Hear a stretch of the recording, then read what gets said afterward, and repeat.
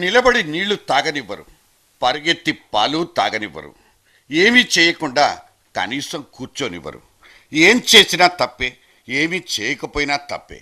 అసలు వాళ్ళ దృష్టిలో రాజకీయ నాయకులకు తప్పు ఒప్పు అనే పదాలకు ఎప్పటికప్పుడు అర్థాలే మారిపోతాయి.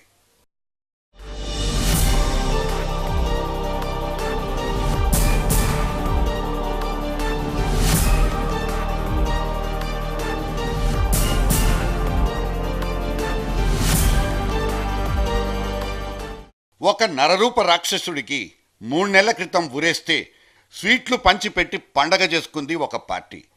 అవేవో మానవ హక్కులు ఉల్లంఘించి పారేశారంటుంది ఇంకొక సంస్థ. మొన్నటికి మొన్న అఫ్జల్ గురు మెడకు ఉరితాడు బిగుసుకుపోతే మళ్ళీ ఇదే తంతు. వాళ్ళ రాజకీయాల కోసం, వాళ్ళ వాదనల్ని సమర్థించుకోవడం కోసం ఇండియన్ పీనల్ కోడ్ అనబడే భారతీయ శిక్షా స్మృతి నుంచి రాజ్యాంగంలో పొందుపరుచుకున్న ఆర్టికల్స్ దాకా ఎవరిష్టం వచ్చినట్లు వాళ్ళు నిర్వచించుకునే నిర్వాకాల్ని చూసి ఇవాళ సగటు పౌరుడు నిశ్చేష్టుడైపోతున్నాడు. వీళ్లకు తోడు అసలు ఉరే వేయకూడదనే సంస్థల సన్నాయి నొక్కులు ఇంకోవైపు. ఏది నిజం, ఏది అబద్ధం, అసలు ఏది అసంబద్ధం? అఫ్జల్ గురు ఉరిని సమర్థించిన వాళ్లంతా పరమ వీర దేశ భక్తులా, లేక వ్యతిరేకించిన వాళ్లంతా అదో రకం కమ్యూనిస్టులా అంటూ నిర్వచనాలు కూడా వినిపిస్తున్నాయి. ఒక నేరం జరిగిన తర్వాత 11 ఏళ్ల పాటు శిక్ష ఎందుకు అమలు కాలేదు? నేరస్తుడని సాక్షాత్తు సుప్రీంకోర్టు మరణ శిక్షను ధృవీకరించిన తర్వాత సదరు నేరస్తుడికి సహజ న్యాయ సూత్రాల ప్రకారం రాష్ట్రపతిని క్షమాభిక్ష అడిగే హక్కు కూడా ఉంటుంది. ఆ మేరకు అర్జీలు పెట్టుకునే అవకాశాలు కల్పించింది ఇదే వ్యవస్థ. ఆ కుర్చీల్లో కూర్చున్న పెద్ద మనుషులు నిర్ణయాలు తీసుకోలేకపోవడం, వాళ్ళ ఇబ్బందులు, బలహీనతలు లేక రాజకీయ కారణాలంటూ మళ్ళీ మనమే సర్దుకుపోయాం, సమర్థింపులు చేసుకున్నాం. మనకు అర్థం కాని అనేక కోణాల్ని కొంతమంది మేధావులు చెప్తుంటే నిజమా అంటూ బుర్రలు గోక్కున్నాం. రాజ్యాంగంలో ఇన్నేసి లొసుగులున్నాయా? న్యాయమూర్తులు ఈ అఫ్జల్ గురుకి అసలు నేరంతో ప్రత్యక్ష సంబంధమే లేదంటూ తీర్పులు చెప్పారా అని తిరిగి తీర్పు కాపీలను చదువుకున్నాం కూడా.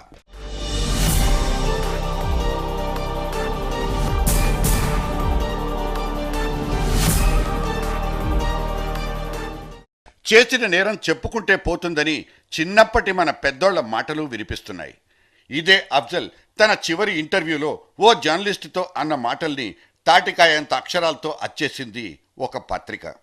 అసలు తాను ఈ నేరానికి పాల్పడింది మతం కోసం కానే కాదని, వాళ్ళు ఇస్తానన్న డబ్బు కోసమేనంటూ కుండబద్దలు కొట్టాడి అఫ్జల్ గురు. పని పూర్తయిన తర్వాత పరాయి దేశానికి క్షేమంగా పంపించే ఏర్పాట్లతో పాటు మిగతా మేళ్లకు అడ్డంగా లొంగిపోయిన ఈ పోయినోడు మంచోడని ఎలా ఒప్పుకోవాలి? స్వయాన తాను నేరం చేశారని అంగీకరించిన వ్యక్తికి క్షమాభిక్ష పెట్టి వదిలేయాలా? లేక ఏమాత్రం తాను నేరం చేశాననే అపరాధ భావన లేని వ్యక్తిని కఠినంగా శిక్షిస్తే జరగకూడని ఘోరం జరిగిపోయిందంటూ నెత్తి నోరు బాదుకోవాలా? అధికారంలో 8 ఏళ్లుగా ఉన్న కాంగ్రెస్ ప్రభుత్వం ఇన్నాళ్లు లేని చిత్తశుద్ధిని అకస్మాత్తుగా నెత్తిమీదేసుకుని ఎన్నికలకు ముందు ఈ ఉరితీతలకు పచ్చజెండా ఊపేసి రాజకీయ ప్రయోజనాలకు పాల్పడిపోతుందనేది తెరమీదకొచ్చిన ఘాటైన లేటెస్ట్ విమర్శ.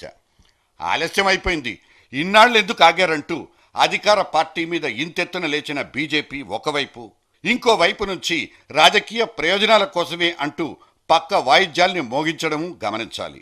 ఇక్కడ సమస్య ఆలస్యంగా న్యాయం జరిగిందా, లేక అమాయకుడికి శిక్ష పడిందా? ఇవి సగటు పౌరుడికి అర్థం కాని శేష ప్రశ్నలు. ఇక వినిపిస్తున్న నిరసన రాగాల గురించి ప్రస్తావించుకోక తప్పదు. సాక్షాత్తు సుప్రీంకోర్టే అఫ్జల్కు నేరంతో ప్రత్యక్ష సంబంధం లేదని చెప్పింది. అదే సుప్రీంకోర్టు అఫ్జల్కు తీవ్రవాదంతో గాని, తీవ్రవాద సంస్థలతో గాని ప్రత్యక్ష సంబంధం లేదని చెప్పింది. ఈ కేసులో ఎవరో ఒకరిని పట్టి శిక్ష పడేలా చేయకపోతే అది తమ వైఫల్యమనే నింద భరించాల్సి వస్తుందని ప్రభుత్వం అఫ్జల్ను ఇరికించి శిక్ష పడేలా చేసిందనే వాదనలు నిరసనకారులు, కొంతమంది మేధావి వర్గాలు చేస్తున్నాయి. ఇదిలా ఉంటే రాజీవ్ గాంధీని హతమార్చిన వాళ్లకు క్షమాభిక్ష పెట్టేసి అఫ్జల్ వంటి వాళ్లను మినహాయించడంలో ఔచిత్యం ఏమిటన్నది జమ్మూ కాశ్మీర్ ముఖ్యమంత్రి ఒమర్ అబ్దుల్లా వంటి వాళ్ల వాదన. ఈ వాదనలు ఎలా ఉన్నప్పటికీ కోర్టులు నేరాన్ని ధృవీకరించాయి. మళ్లీ అదే శిక్షను ఖరారు చేశాయి. హోంశాఖ అంగీకరించింది. రాష్ట్రపతులు మౌనం పాటించి నేరస్తుడి పిటిషన్ విషయంలో తాత్సారం చేశారు. కానీ చివరకు అదే కుర్చీలో కూర్చున్న మరో రాష్ట్రపతి నేరస్తుడి క్షమాభిక్ష దరఖాస్తును తోసిపుచ్చారు. అంతిమ నిర్ణయం అక్కడి నుంచే వెలువడినప్పుడు మళ్లీ చర్చ ఎందుకు మొదలైనట్లు? మరణశిక్షను అమలు చేయాల్సిన ప్రభుత్వం ఎందుకింత రహస్యంగా వ్యవహరించాలన్న విమర్శ వచ్చింది. అటువంటి వాళ్ళంటున్న వాదన వినిపించాల్సిందే. సద్దాం హుస్సేన్ లాంటి వ్యక్తిని ఉరి తీసే ముందు కూడా మొత్తం బహిరంగంగానే వ్యవహారాల్ని నడిపించిన ఆయా ప్రభుత్వాల కంటే మనం తీసిపోయామా? ప్రజాస్వామ్య దేశం అంటూ చంకలు గుద్దేసుకుంటున్న మన ప్రభుత్వం అఫ్జల్ వ్యవహారంలో పారదర్శకంగా ఎందుకు వ్యవహరించలేదన్నది ఈ విమర్శల సారాంశం.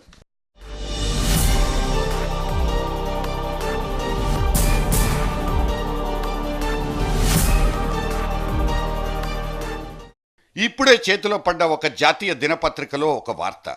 మన దేశంలో 67% మంది ఖైదీలంతా ఇంకా శిక్ష ఖరారు కాని రిమాండ్ ఖైదీలేనన్నది సదరు వార్త సారాంశం. ఎన్నో ఏళ్ల నుంచి జైళ్లలో మగ్గిపోతున్న ఈ రిమాండ్ ఖైదీల్లో అత్యధిక శాతం నిరుపేదలు, చిన్న చితక నేరాలు చేసిన వాళ్లే.